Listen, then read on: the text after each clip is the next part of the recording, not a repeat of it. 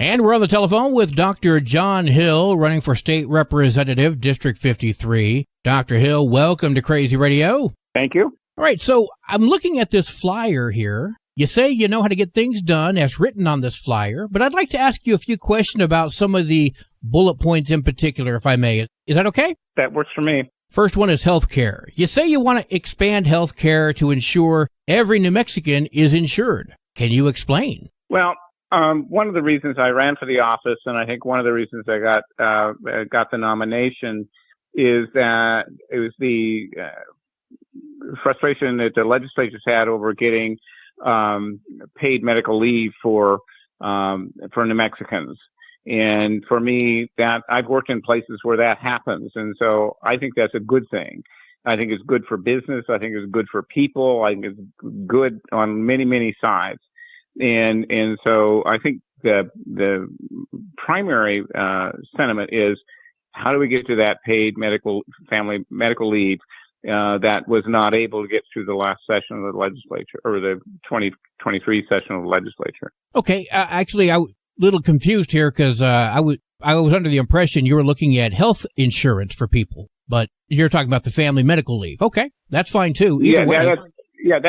But all I'm saying is that overall, I find, as a consumer, I find that medical care is not all we might hope it to be. But I think the primary thing for New Mexico right now, that's on the stove, on the front burner, is the paid family medical leave.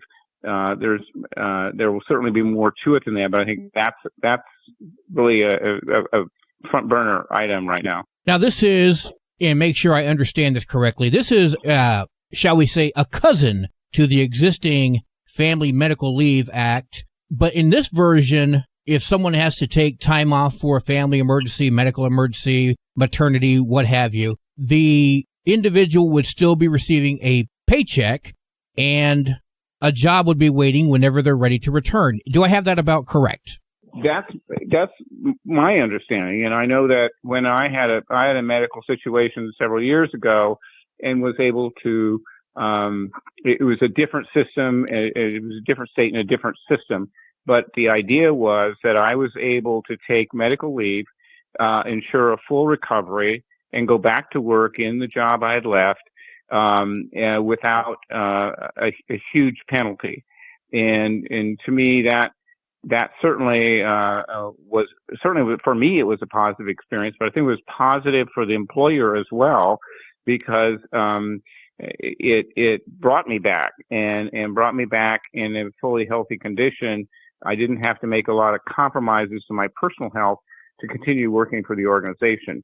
And so to me, that's the issue, is that to the degree people find that their medical condition either forces them to come back to work before they're ready, or forces them to go find another job. I don't think either of those are good alternatives, and that we ought to be looking at creating a safety net for people so that medical conditions, which may come and go, that don't disturb their career on the one hand. Neither do they're somewhat of a challenge, but the organization, the employer, is better off by having an experienced worker who stays with the system rather than having to retrain people who bail out because they can't afford to stay. But Dr. Hill, should that be the discretion of the government to determine, or should that be the discretion of the employer? Well, I think that the intention is to create something that is systematic, that something that people can, obviously we can do as we're doing now and have it be reliant solely on the employer, and we can allow that to happen. But I think we need to at least ask the question, is that the best system for all concerned, or is there something else we ought to consider? And the legislation, and I understand that there were people who were concerned about aspects of the legislation. This is not a perfect system, but I think the concept of saying we want businesses to be able to have a stable employment force, and we want people to have a stable income, that's a win-win. And we need to figure out, is there a way we can get there? And other places have found that, yes, there is. And so we need to be, because we care about the people in New Mexico, we need to be thinking about that. What would be the cost to the taxpayer? You know, I'm not, I don't know that I have all of the details of how that would get back to the taxpayer. My understanding is it's not funded direct. Well, I don't want to go down that road because I don't understand the minutia of the bill, the current bill or the previous bill, enough to want to go out on that limb. Obviously, that would be one of the issues that I would look at. But at this stage of the game, I think, first of all, it's a conceptual thing. Are we going to do this at all? And then how do we do it in a way that is most beneficial to most players? I think it would be safe to say there would be a cost to taxpayers and a cost to the employers. Would that be at least fair to say? Yeah, but there's also, if the employer is retraining people to fill job vacancies, there's a cost associated with that. There are a lot of costs for the employer side as well. If you're dealing with more frequent turnover and you're losing talent out the door, you know, there's a cost to the employer as well. So, yeah, let's take a look at the cost, but let's take the broad look. Let's not just focus on one cost. Let's focus on all the costs. You mentioned on this flyer you want to ensure communities negatively impacted by initiatives are supported economically. Could you explain a little further? Yes. My original college degree was in political science, but over time I've developed a lot of understanding about economics. My doctoral work is in economics, and I've worked in a lot of rural and small communities, and I've learned a lot because I was a county level official in those communities. I've learned about the economic viability of communities, and that communities are driven. You know, communities are dependent on their economic base, whatever it might be. Whether you're, in my case, whether you're chasing cows or cutting trees or catching fish or whatever it is you're doing, your community has an economic base, and it drives the nature of your community. And particularly in the more rural parts of New Mexico, those communities tend to be driven by natural resource-based economies, and there are very definite characteristics of a natural resource-based economy compared to, say, economy based on tourism or travel or other industry focuses. And so when you, particularly with environmental legislation, where you're often dealing with environmental issues, if you make an environmental decision, part of that decision needs to be, say, so what does this do to the economy of that community? That community, if it's going to be, and if an environmental decision is made that impacts the community negatively, then part of the legislation needs to say, and here's how we're going to support that community as it faces the possibility of its basic economy being reshaped.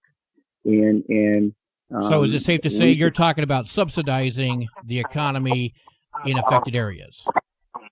I wouldn't use the word subsidize. I would say look at how you develop it or redevelop it, or look at how you expand it. Part of the problem is if you have a community that has an economy based on one specific industry, and somehow that specific industry gets is negatively impacted by an environmental legislation, however it might be, then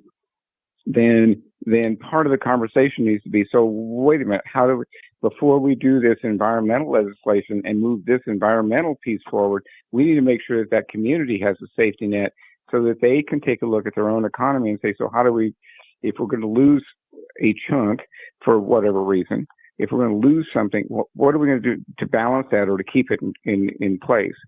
I believe the state of New Mexico has an obligation for all of its communities to sustain their continued their continued thriving, and we should not be passing legislation which harms the community in a way from which it cannot recover on its own. Part of the decision should be to say, and here's how the community will continue to thrive. Do you have a ballpark idea? You mentioned your doctorate in economics. Do you have a ballpark idea what the cost of something like this might be? No. To me, the idea is that's part of the conversation is, so how do we do that? And what I'm concerned about is passing legislation without looking at its secondary and tertiary impacts on communities, and that the community as well as individual people need to be part of what we consider. That there should be a safety net so that we're not doing things that have a negative impact without being aware of that and trying to mitigate it as a way that really needs to be community driven. What does that community want to do, or how do they see it in providing a safety net? You mentioned on this flyer that you want to invest in after-school programs. What kind of government investments are you talking about, and what kind of programs? There's a wide variety of kinds of after-school things that can be done, and some are volunteer, and some have a fee or a cost. But I just suggest that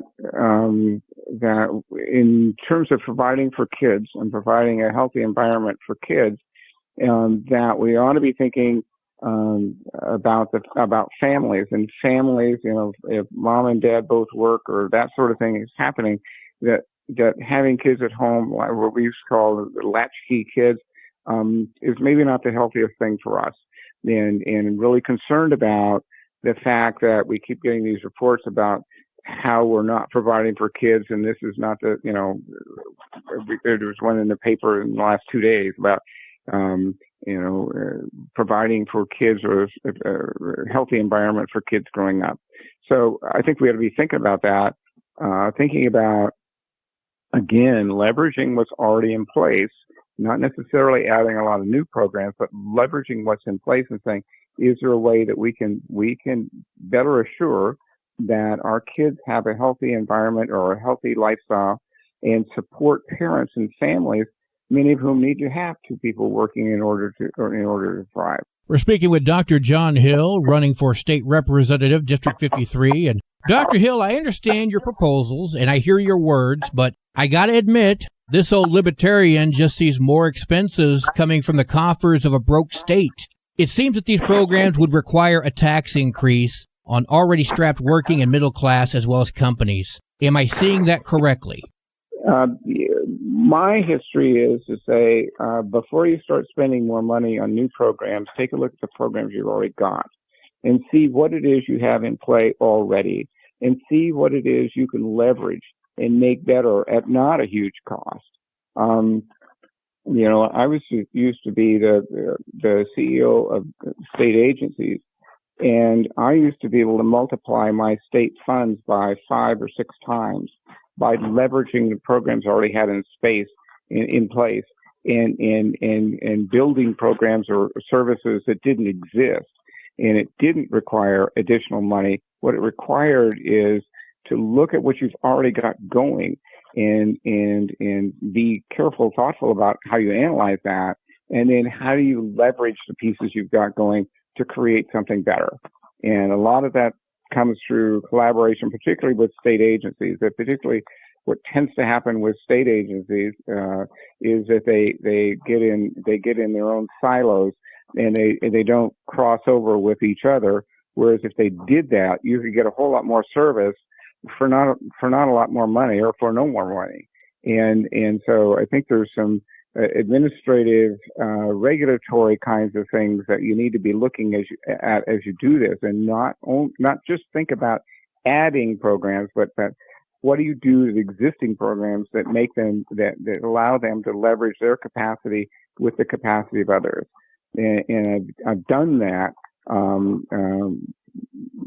mostly at the county level, but some at the state level, in terms of how you do that. And it takes some thinking, and it takes some collaboration, takes some cooperation, and it may very well, it's more likely to involve eliminating or reducing regulations, not increasing them. Would you be willing to raise taxes in order to fund these programs if necessary? Yeah, obviously, when you get to a cost factor, you need to look at it. What I found in working with people in the public arena is that people don't object to a tax when they can see a result. What they object to is a tax where they can't see anything happening. So a lot of that comes back to how it is you put together what it is you're trying to do, or how it is you're leveraging perhaps a new program or a new service that people maybe, if people feel they're grateful to receive it, they'll pay the money. I worked a lot in the school, mostly in the schools, and so you'd sometimes do a school bond to build a new, say, football field or whatever. I mean, to build something specific. The community wanted that, and they were they were willing to pay the tax to get what they wanted. But if they were to pay the tax and it was just mysterious money that went away, they weren't happy. So a lot of that comes back to saying if you can't make a clear statement of what you're doing with the money, then no. But if in fact you're doing something that's a desired service that people really want, and you're doing it in a way that is A, transparent, and B, cost effective, they're very much more likely to say, I will pay the tax to get this service or this facility or this whatever that I want. Like I said, I'm a libertarian, Dr. Hill, so I am very skeptical when a Republican or Democrat present ideas that raise taxes. But again, I understand where you're coming from. Your intentions are pure. There's no question there. But I am grateful that you would be willing to take a few moments and speak to me on this. I got a couple more questions for you, then I'll get out of your hair. And that is, I understand you have a Corvette. May I borrow it this weekend? I have a 12-year-old Porsche. A Porsche? Oh, well, I'd be more than happy to borrow that this weekend if you don't mind, Dr. Hill. Let me point out to you, it is 12 years old. This is not something I went out, and I'm going to keep this car forever because I can't afford a new one. So I've had the same Mustang since 2007, and I'm going to drive it till the wheels fall off. So I'm with you there, brother. 100% with you there. Dr. John Hill, running for State Representative, District 53. Dr. Hill, before I let you go, is there anything else you want to say to the public? I guess I'm running for this office because I think I can get results. And I think that there needs to be clear evidence in District 53 from the north end and the East Mesa of Las Cruces, where I live, to Chaparral, across the district. There needs to be evidence that state gives a damn and is present in that region, in that district. And I don't see a lot of that right now. So I'm committed to results. And I'm not as concerned about, political claptrap as I am getting results in the community. And I don't think it's happening at the level it should. And I believe I have enough experience in government at the state level in particular that I can get results. And that's why I'm running, and that's what I intend to do. It would be very nice to see any politician give a damn. So I do welcome that. Dr. John Hill, thank you so much for joining us here on Crazy Radio, and we wish you the best in your future endeavors, sir. Thank you. I appreciate the call.